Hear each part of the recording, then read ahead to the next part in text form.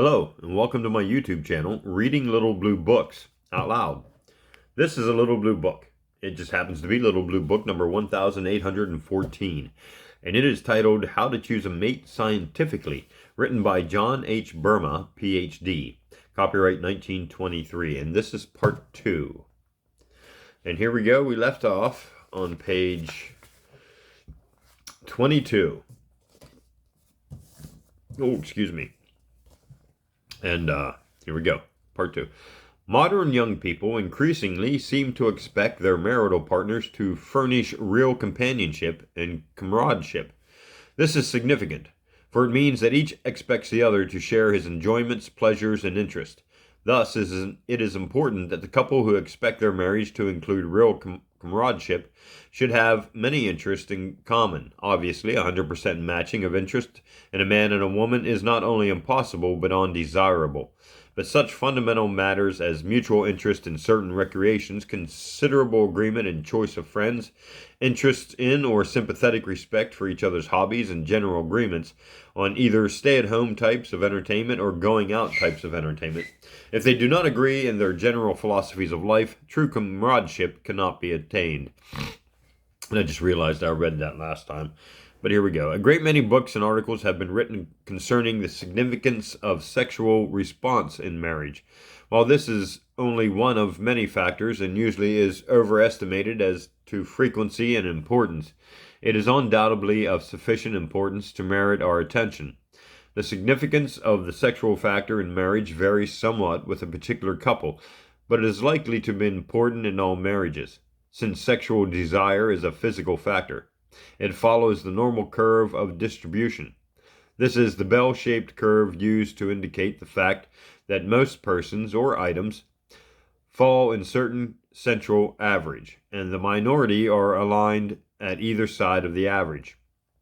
Applying this to the problem of sexual desire, we immediately see that the majority of marriages are perforce made between persons who are average sexually as far as physical factors, not psychological ones, and are concerned. The chief problem then, from a physical or physiological point of view, is the problem which arises when a person who is on one extreme of the curve of normal distribution marries someone on the other extreme.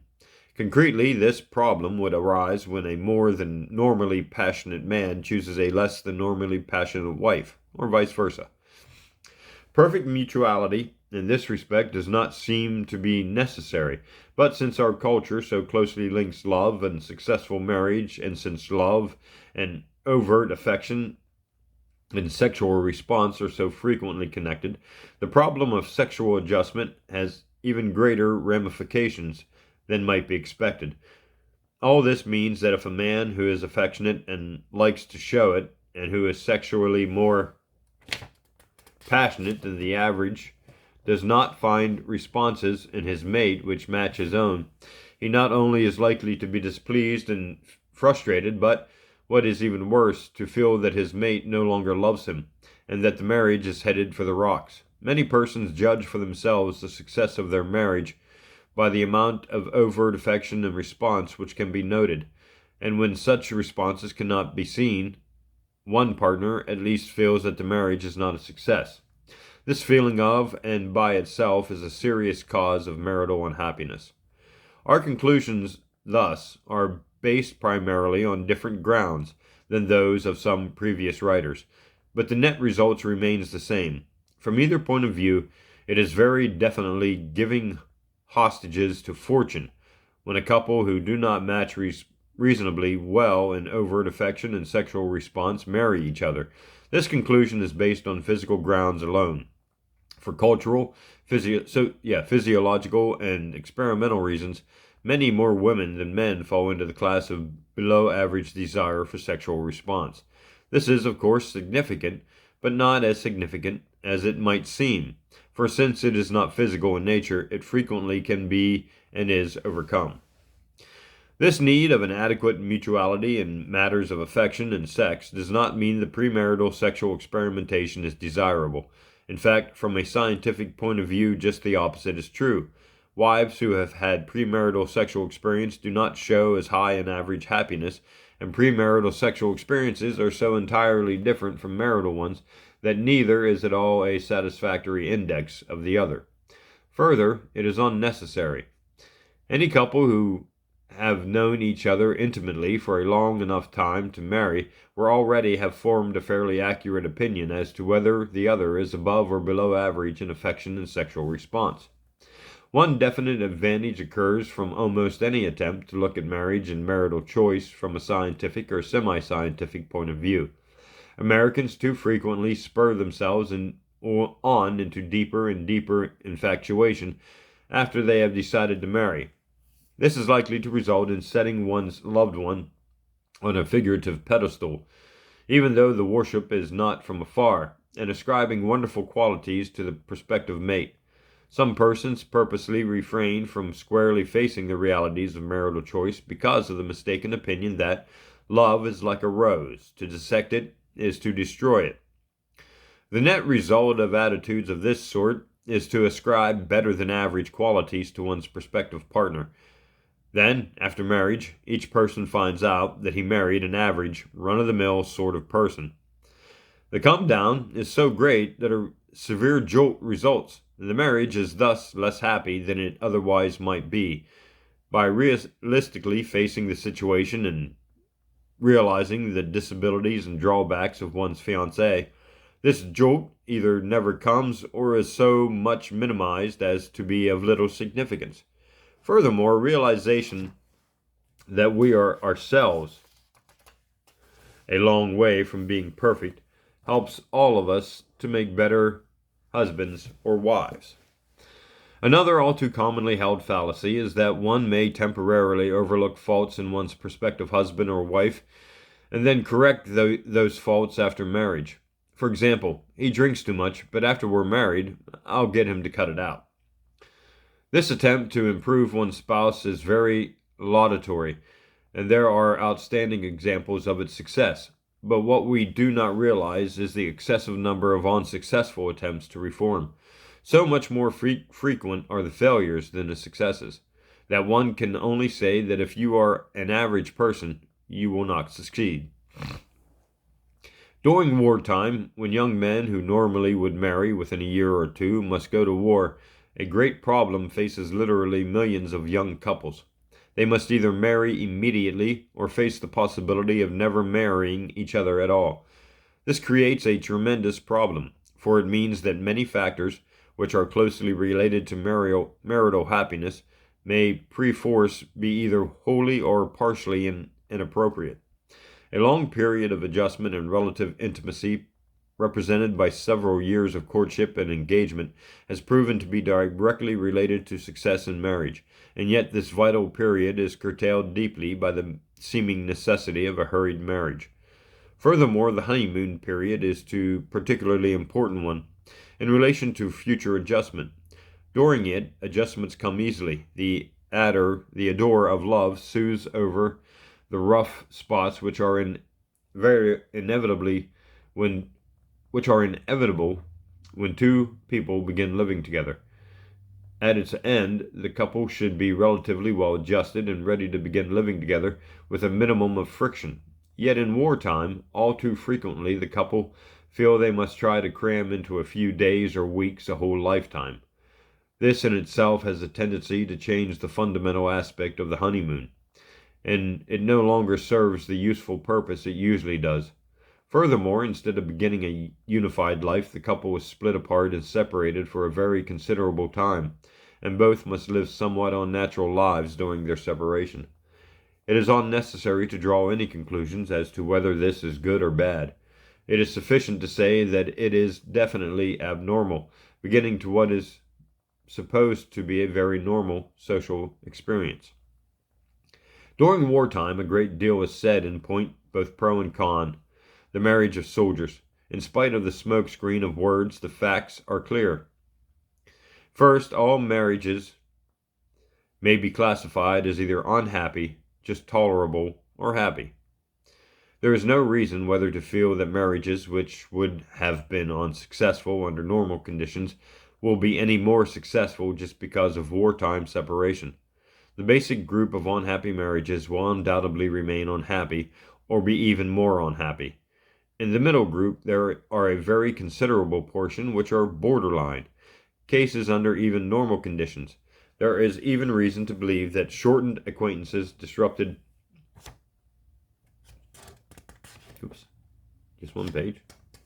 Shortened acquaintances, disrupted honeymoons, precipitate choices, and months of separation will take a considerable toll of the otherwise borderline cases, and that as a result, wartime marriages will show a higher percentage of unhappy choices than did pre-war marriages. Not only is there great likelihood that these marriages will be less happy, there is also a great likelihood that a higher percentage of divorces will result. Unhappy marriages most frequently result in divorce when the wife has such qualities as self-reliance, initiative, ability to make her own way, and independence.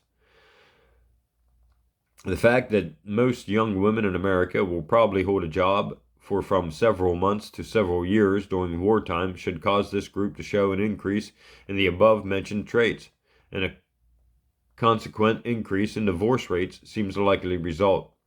Obviously, such predictions must be on the basis of group average, and thus cannot be applied indiscriminately to every case. At times, the question may arise as to whether or not a couple have hereditary characteristics which would make it advisable for them not to marry. This is an extremely complex problem. First of all, there are two types of heredity which affects the average person: social heredity and biological heredity. One's biological heredity includes those traits or predispositions which have been transmitted through the germ plasm in the genes and chromosomes. Social heredity includes those traits or predispositions which have been transmitted by the family, but not through the genes or chromosomes. For example, if a person's family habitually speaks only English, he too will habitually speak English, not some African or Eskimo dialect. This is part of his social heredity. Criminal patterns of behavior or attitudes are frequently transmitted in this way, but the germplasm contains no genes or chromosomes for transmitting either the English language or criminal behavior. On the other hand, the germplasm can transmit such things as coloring, features, physical and mental defects, and certain other factors. The test already given makes an attempt to cover many of the most significant factors which might be the result of social heredity, and therefore might also be called upon to serve in this capacity. It does not attempt to measure any factors due to biological heredity. Unfortunately, there is a great deal we do not know about human heredity. Real knowledge of heredity would demand scientific study over scores of generations of the animal type being studied. This we can do with fruit flies, white mice, etc., but not with man. For this reason, our statements about heredity and marriage are necessarily limited.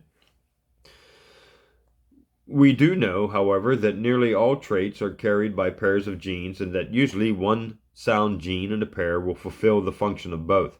For example, if a man carrying the trait of hereditary blindness married a woman whose heredity was perfect in that matter, the chances are the children would all be normal as to sight. However, they would